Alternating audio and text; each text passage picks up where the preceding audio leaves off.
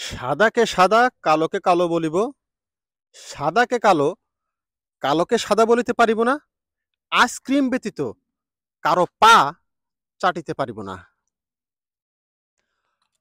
কথা বলবো ভারতের বিধ্বংসী এক ক্রিকেটার নিয়ে, কথা বলবো ভারতের ইতিহাসে অন্যতম এক ক্রিকেটারকে নিয়ে, কথা বলবো ভারতের এক অন্যতম সেরা ওপেনার ব্যাটসম্যানকে নিয়ে, যে ইতিমধ্যে অবসর নিয়েছেন ওডিআই ক্রিকেট থেকে।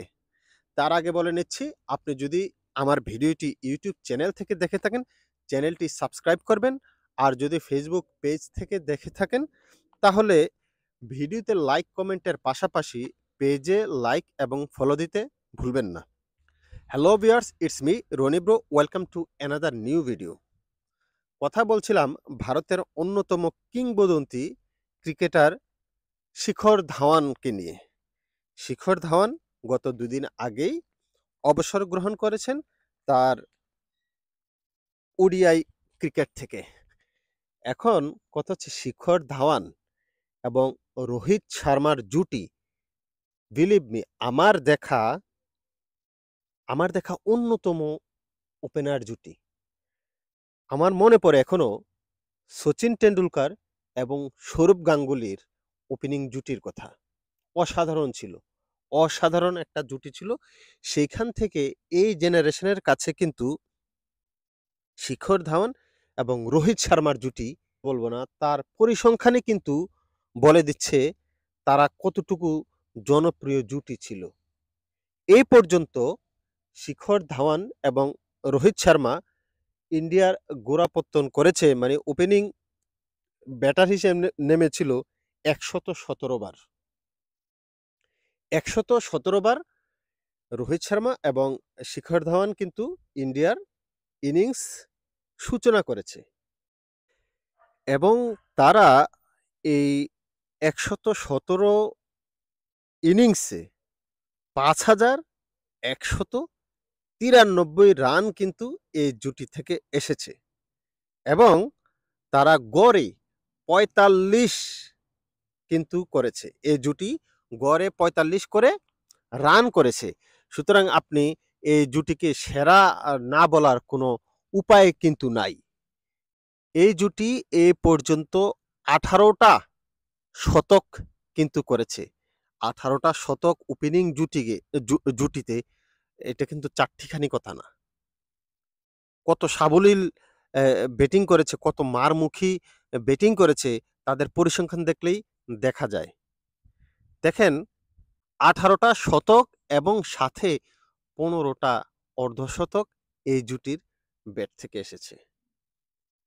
শিখর ধাওয়ান এবং রোহিত শর্মা যে কীর্তি গড়ে দিয়েছে, যে কীর্তি রেখে গেছে, তা কিন্তু অবিশ্বাস্য, এবং ক্রিকেট বিশ্ব এটা অনেক দিন ধরে মনে রাখবে শিখর ধাওয়ানকে। রোহিত শর্মা এবং শিখর ধাওয়ানের জুটি অবিশ্বাস্য জুটি, একটা স্বপ্নের জুটি। যে যেই দল করেন, যে যেই দেশকে ভালোবাসেন, ক্রিকেটের স্বার্থে, স্পোর্টসের স্বার্থে সঠিক তথ্য তুলে ধরুন, সঠিক কনটেন্ট বানান, যেন মানুষ দেখে সঠিক তথ্যটা জানতে পারে। আমি বাংলাদেশী বলে আমি ইন্ডিয়ার কোনো ক্রিকেটের বা ইন্ডিয়ার কোনো প্লেয়ারের সুনাম করতে পারবো না, তা কিন্তু না।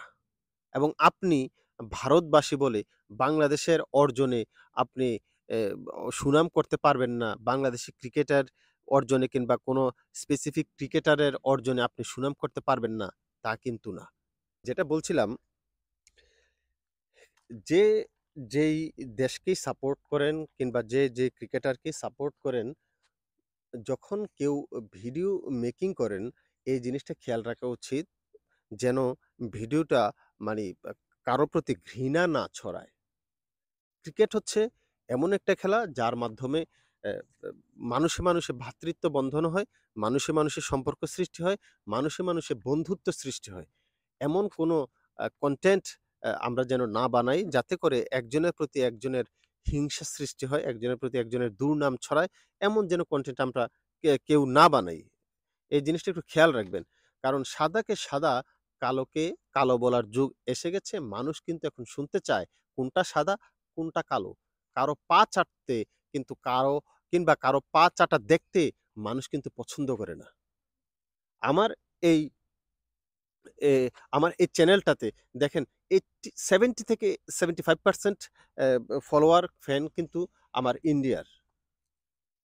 আমি বাংলাদেশী হওয়ার পরেও আপনারা আমাকে এত ভালোবাসা দিচ্ছেন। তার কারণ কিন্তু আমার চেহারা, আমার চশমা কিংবা আমার আমার যে ইটালি থাকা তা কিন্তু না।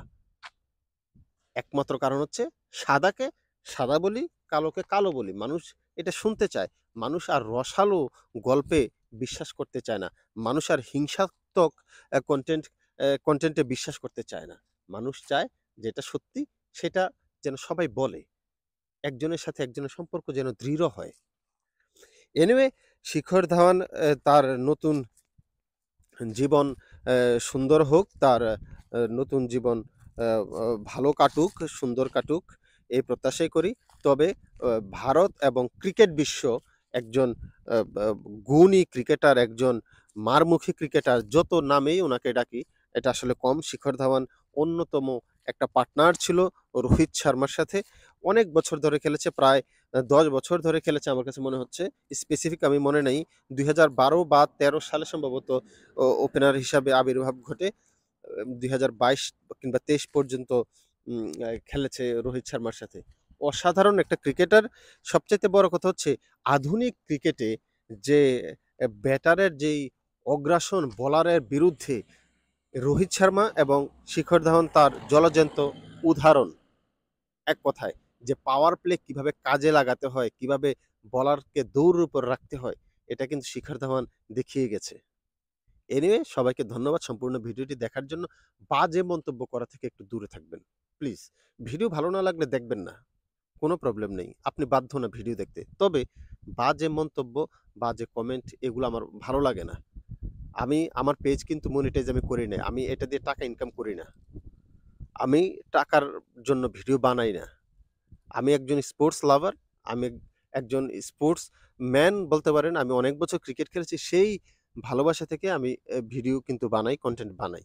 সুতরাং টাকার জন্য আমি ভিডিও বানাই না। সবাই অ্যা আ মানে সৃজনশীল মন্তব্য করবেন। গঠনমূলক আলোচনা করবেন, সমালোচনা করবেন। থ্যাংক ইউ সবাইকে। আল্লাহ হাফেজ। আসসালামু আলাইকুম।